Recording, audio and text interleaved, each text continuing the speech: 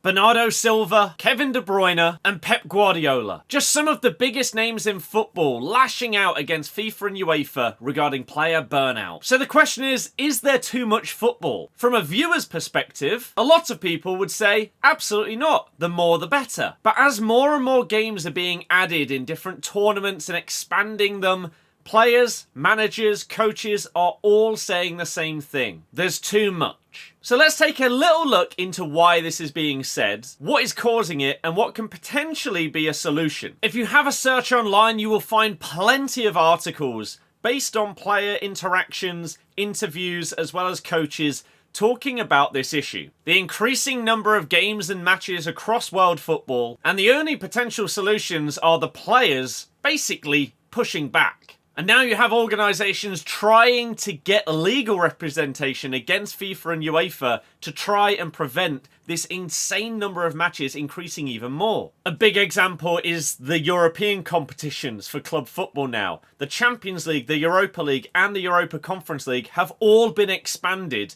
which not only means more teams involved, but more games for each of those teams, especially the higher ranked teams. And that's why a lot of the conversation will be from the top players in world football and the coaches that are having to oversee many more games. For the first time since 1998, the World Cup is expanding, adding another 12 teams, which again means more games. The Club World Cup has also been expanded. It's currently 7 teams, but now it's going to be a 32-team tournament that's going to be played in the United States in the upcoming one. So to put it simply, all of these competitions are getting bigger and bigger, meaning more player workload. And the players themselves don't get a say in this, and they are being worked harder and harder. It was reported in July of this year that players and leagues were going to try and take legal action against FIFA, and FIFA Pro, which basically represents all of the players, were a key part of this. Following decisions by their respective executive bodies, European leagues and FIFA Pro Europe will jointly file a formal complaint to the European Commission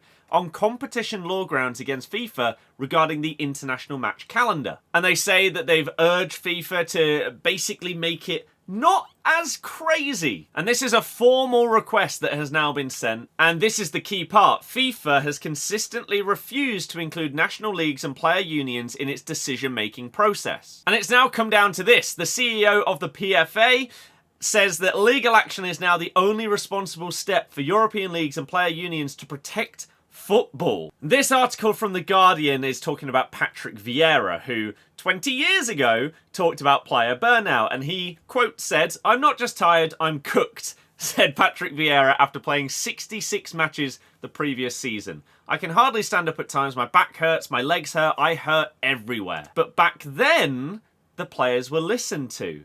And so a fortnight later, the FIFA's medical chief suggested there should be a limit to how many times anyone should play across a season, citing that in other workplaces you have certain limited hours, but there's nothing like that in football. And UEFA scrapped the Champions League second group stage after medical experts had similar feelings. And they cite that this was partially due to injuries to some of the biggest players, Zidane, Beckham and Pires, and saying that they are worn out. But as this beautiful article says, now matches are already longer due to the extra minutes, which you do have to factor in. There's more additional time in every single game now. And over the next 31 months, we get the expanded Champions League, Club World Cup, and World Cup. And so how's this for an example? Phil Foden could end up playing over 200 games in the next 31 months. The PFA reckons that next season, the leading players could play up to 86 games in a season. But you have some of the people in the top positions like Arsene Wenger, who recently claimed that medical technology, nutrition and injury prevention had all improved dramatically in the past 20 years. But you look at some of these stats.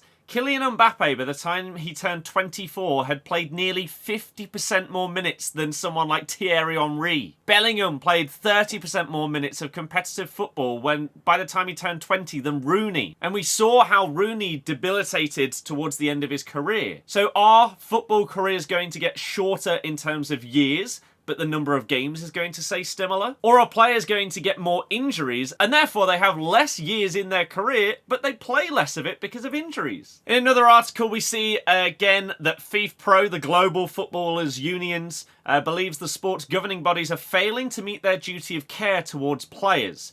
with an example here of Julian Alvarez, who played 75 games over the last year for Man City and Argentina combined. And less than a week ago, they released a report calling for safeguards to be introduced for players who already face excessive workloads amid a constantly growing calendar. Again, talking about these expanded competitions, the Champions League, you could play up to an extra 4 games for participating clubs.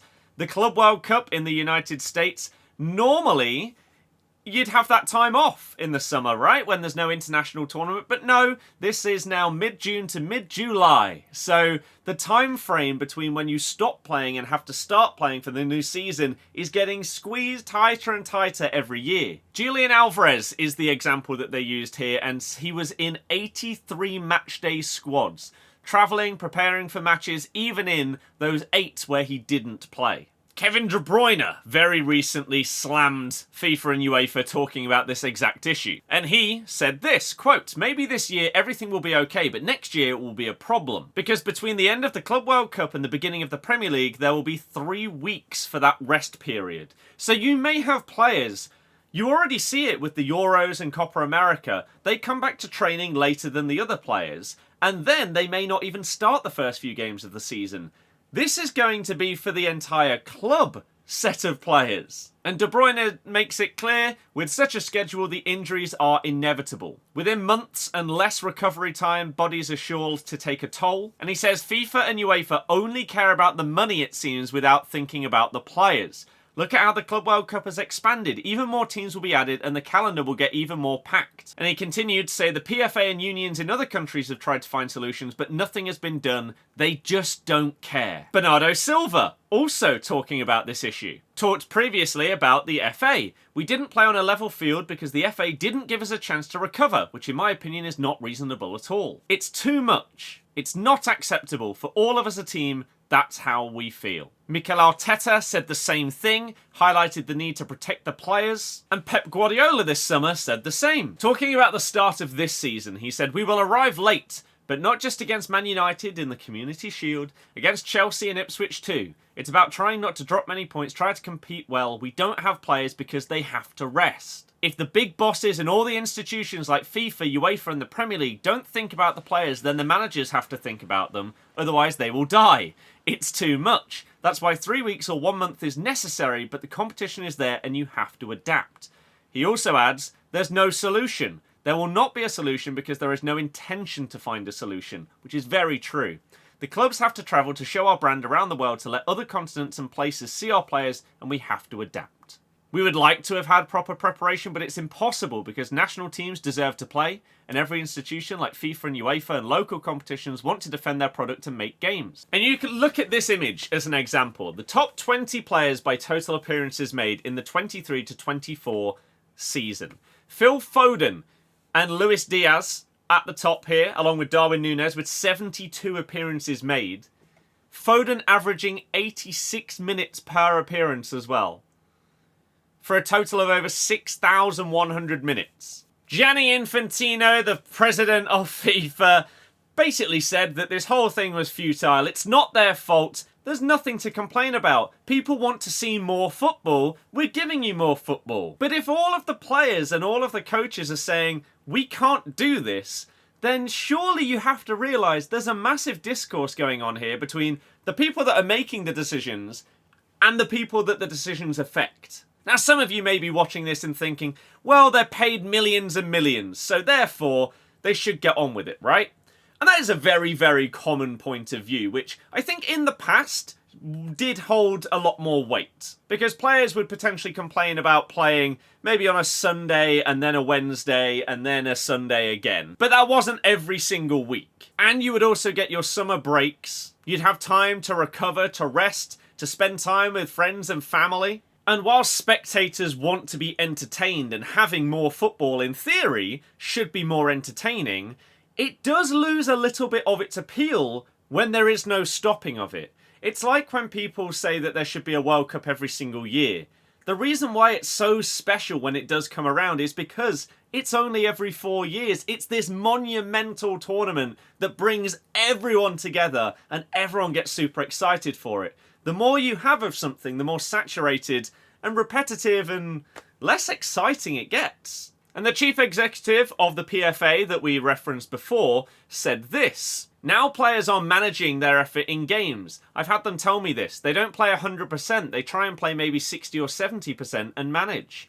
Yet the fans pay full price. It would be like me paying to watch Beyonce, but I don't get to see her full show. This year is when people realise that all of it doesn't fit. You look at the calendar and it's not possible. It's no longer a question of being a threat that's coming down the line. It's here." When Varane retired from international in February, he came out and talked about the whole thing. He said the very highest level is like a washing machine. You play all the time and you never stop. Right now, I feel like I'm suffocating in that the player is gobbling up the man. And we see more from the CIO saying, "I give the example of the Champions League final last year. It was a really poor show. Undoubtedly two amazing teams with amazing players and managers. But De Bruyne is off injured after 36 minutes. Rodri has cramps after 60 minutes. What you end up seeing is a poor show. It should have been our Super Bowl, but it wasn't." A FIFA Pro survey in 2022 detailed that 50% of its members felt their season breaks were infringed upon by domestic or international commitments. The union has long called for a mandatory 28-day rest period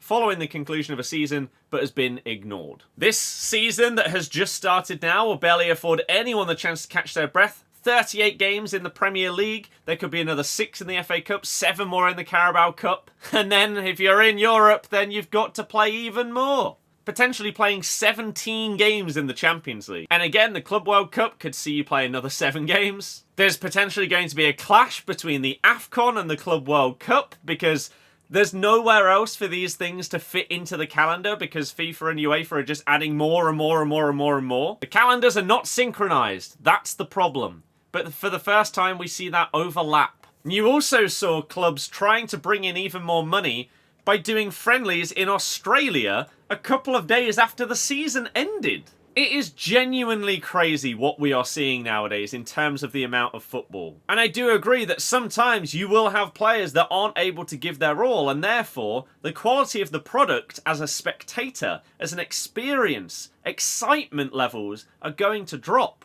because you're not able to see these players at the top of their power. So what are the solutions?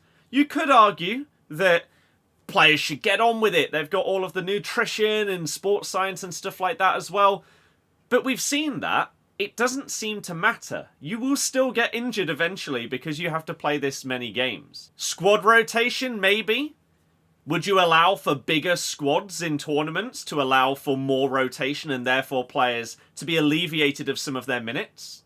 That's a potential answer. We have already seen substitutions go from 3 to 5 in games, and that is to try and help with that extra workload. But when you see a player's calendar, for example Valverde here from Football Benchmark, showing that the number of games he's supposed to be playing each year is going to increase, it's worrying from a player's health standpoint. So what do you think? Do you think that FIFA and UEFA have too much power? Should they have to rein in some of these competitions? Maybe make them less often? Or do you think maybe an expanding of squad sizes would alleviate this problem and allow players to be rested more often? Or should they just suck up and get on with it?